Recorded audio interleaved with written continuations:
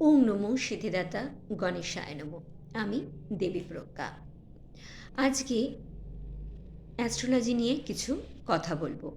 জ্যোতিষশাস্ত্র অনুসারে পূর্বজন্মে জাতক কোন লোকে ছিল এবং মৃত্যুর পর কোন লোকে থাকবে সেটা জানার জন্য গ্রহলোক সম্বন্ধে কিছু কথা বলবো।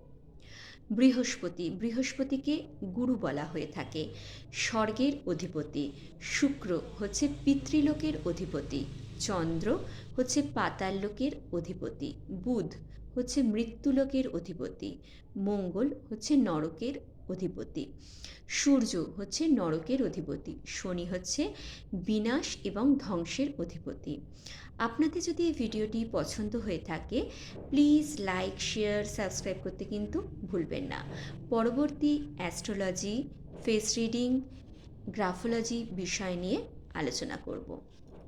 ধন্যবাদ।